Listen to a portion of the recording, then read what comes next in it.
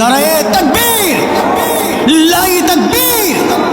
বন্ধুগণ আমার, যতদিন আমরা জীবিত থাকবো নবীর আদর্শ বুকে ঝাঁপিয়ে নবীর আদর্শকে বাস্তবায়ন করে করব ঈমানের জন্য আল্লাহ তাআলা আমাদের সকলকে মৃত্যুদান করবেন, আমিন।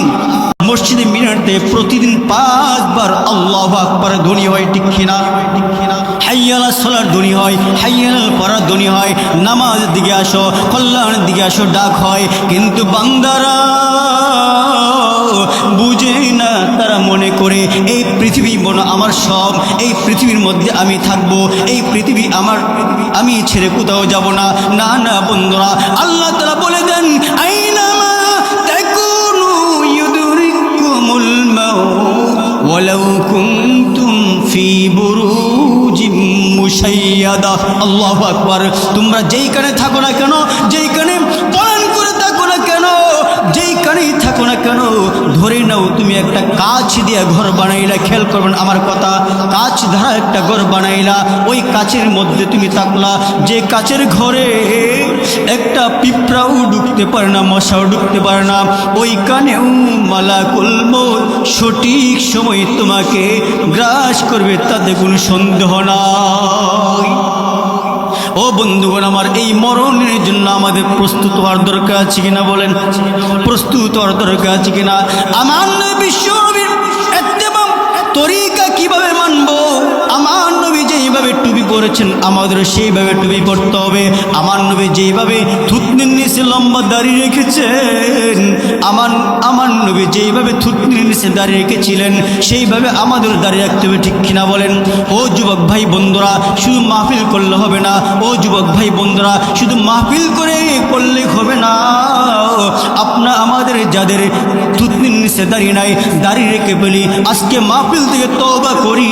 আমাদের যাদের যুবক ভাই বন্ধুদের দাড়ি নাই, মাথায় টুপি নাই, সুন্নতি লিবাস নাই, নামাজে আমরা যাই না, নামাজ পড়তে আমরা পছন্দ করি না, মসজিদে যাইতে পছন্দ করি না, মাদ্রাসা উলামায়ে কেরামদেরকে দেখলে ভালোবাসি না, পছন্দ করি না। আমরা তওবা করে আজকে যারা যারা উলামায়ে কেরাম আসবে, কত আল্লাহর বড় বড় ওলিরা এখানে আসবে, তাদের সহবতে আপনারা তওবা করে নবীর আশিক হয়ে যান। আল্লাহুম্মা আমিন। আল্লাহ সবাইকে কবুল করুন, আমিন। বন্ধুগণ আমার, বলতেছিলাম আল্লাহ নবী, বিশ্ব নবী যেইভাবে টুপি রেখেছেন আমাদের টুপি রাখতে হবে। যেইভাবে নবী রাস্তা দিয়ে নজরটা নিচে দিয়ে হাঁটতেন আমাদের সেভাবে চলতে হবে। ডান দিক দিয়ে হাঁটছেন ওইভাবে আমাদের চলতে হবে। বিশ্ব নবী যখন খাবার খাইতেন ডান হাত দিয়ে খাইতেন, ডান দিক দিয়ে শুরু করতেন আর দোয়া পড়তেন বিসমিল্লাহি ওয়া আলা বারাকাতিল্লাহ। আমাদের এই তরিকাই আমাদের খাইতে হবে। বন্ধুগণ আমার, আল্লাহর নবী যেইভাবে ঘুমাইতেন, ঘুমানোর সময় ডান কাত হইয়া দোয়া পড়ে ঘুমাইতেন, আল্লাহুম্মা বিসমিকা আমুতু ওয়া আহইয়া। আমাদের এইভাবে ঘুমাইতে হবে। আমার নবী বিশ্ব নবী যেভাবে বাথরুমে যাইতেন বাম পা আগে দিয়ে ঢুকতেন এবং দোয়া পড়তেন, আল্লাহুম্মা ইন্নী আউযু বিকা মিনাল খুবুসি ওয়াল খাবাইস। আমাদেরও এইভাবে রসুলের তরিকা মেনে বাথরুমে প্রবেশ করতে হবে। ও বন্ধুগণ আমার, বাথরুম থেকে আল্লাহর নবী ডান পা আগে দিয়ে বের হইতেন আর দোয়া পড়তেন গুফরানাকা আলহামদুলিল্লাহিল্লাযী আযহাবা আন্নিল আযা ওয়া আফানি। আমাদের এইভাবে বের হতে হবে। বন্ধুগণ বলতেছিলাম বিশ্ব নবী যেইভাবে তরিকা মতো চলেছেন, যেইভাবে দিক নির্দেশনা আমাদেরকে দিয়েছেন ওইভাবে আমাদের চলতে হবে। না ভিন্ন চললে হবে বলেন? ভিন্ন চললে কি নবীর আশিক হওয়া যাবে? নবীর সুপারিশ পাওয়া যাবে? নবীর সুপারিশ পাওয়া যাবে? বিশ্ব নবী হুজুর পাক সাল্লাল্লাহু আলাইহি ওয়াসাল্লাম জীবনকে রক্তাক্ত করার পরেও ইসলামের দাওয়াত দিয়ে গেছেন, ঠিক কিনা বলেন? তায়েফের ময়দানের ঘটনা আমরা অনেকেই জানি। আল্লাহ বিশ্ব নবী মক্কা নগরীতে নবুয়তের 10 বছর পর্যন্ত দাওয়াত দেওয়ার পরে বেশিরভাগই মানুষ মানে নাই। কিন্তু আল্লাহর নবী বিশ্ব নবীর উপর জুলুম নির্যাতন করা আরো বাড়িয়ে দিয়েছে। এক পর্যায়ে আল্লাহর নবী বিশ্ব নবী তায়েফের ময়দানে চলে চলে গেলেন এই ভেবে যে তাইফের মানুষরা শিক্ষা মহল, ওরা শিক্ষিত মানুষ, হয়তোবা তাদের কাছে যদি আমি গিয়ে বলি ইয়া আইয়ুহান নাস কুলু লা ইলাহা ইল্লাল্লাহ, যদি এই দাওয়াত আমি দেই তাহলে অবশ্যই আমার কথা মানবে।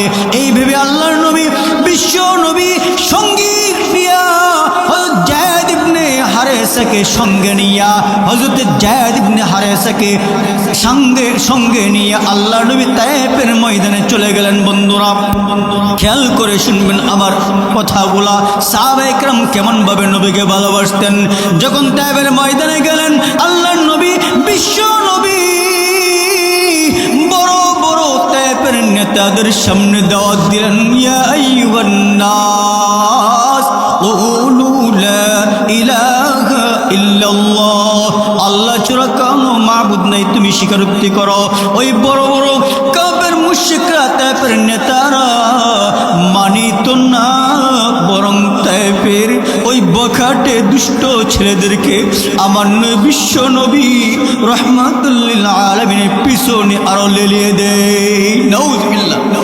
বন্ধুগণ আমার, বলতেছিলাম আল্লাহর নবী বিশ্ব নবী জন দাওয়াত দিলেন তায়েফের বড় বড় নেতাদেরকে, তখন বড় বড় নেতারা আল্লাহর নবীর কথা তো মানেই নাই, বরং তায়েফের দুষ্ট দুষ্ট বখাটে ছেলেদেরকে আল্লাহর নবীর পিছনে আরো লেলিয়ে দেয়। বলেন নাউযুবিল্লাহ।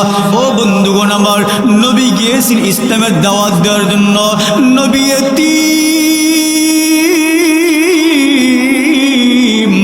মা নাই বাবা নাই, গেছেন দাওয়াত দেওয়ার জন্য।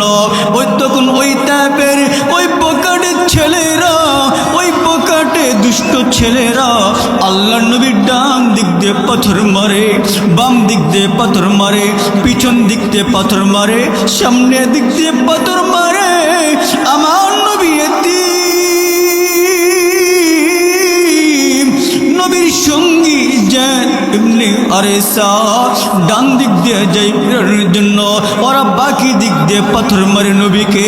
জন বামে যায় তখন অন্য দিক থেকে পাথর মারে নবীরে, জন সামনে যাই অপর তিন দিক দিয়ে নবীকে পাথর মারে। আমার নবী বিশ্ব নবী এক পর্যায়ে রক্তে রঞ্জিত হয়েছে, মুজা মুবারক পার সাথে মিটে গেছে, করম মুবারক রক্তে আঠালে গিয়েছে। আমার নবী কান্দে, আমার নবী এতিম, আমার নবী কান্দে। এক পর্যায়ে বসে পড়লেন আমার নবীর সঙ্গী যায়েদ বিন হারেসা, নবীকে নিয়ে পার্শ্ববর্তী একটা আঙ্গুরের বাগানে গেলেন। আঙ্গুরের বাগানে যাওয়ার পরে তখন আল্লাহর নবীর কাছে জিব্রাইল এসে বলেন, ও নবী, ইয়া রাসূলুল্লাহ, আপনি শুধু অনুমতি দেন, আমার সাথে এই পাহাড়ের নিয়োজিত ফেরেশতা, দায়িত্ববান ফেরেশতা আমার সাথে আছে, আপনি অনুমতি দিতে দেরি হবে, তায়েফবাসীদেরকে পাহাড়ের সাথে মিশে দিতে দেরি হবে না। আল্লাহর নবী দুই চোখের পানি ফেলে কান্দে আর বলে, জিব্রাইল, তুমি যদি তায়েফবাসীদেরকে ধ্বংস করে দাও তাহলে আমি কাদেরকে দিনের দাওয়াত দিব? ওরা তো বুঝে না, ওরা তো বুঝে না, বুঝ শক্তি নাই। তারা যদি জীবিত থাকে তাদের ছেলে পেলে বংশধররা ইসলামের ছায়া তলে আসবে। আল্লাহু আকবার। বন্ধুগণ আমার, ইতিহাস সাক্ষী আল্লাহর নবীর জীবদ্দশাই তায়েফের ময়দান থেকে দলে দলে ইসলামের ছায়া তলে মানুষ এসে কালিমা পাঠ করে মুসলমান হয়ে যায়। আল্লাহু আকবার।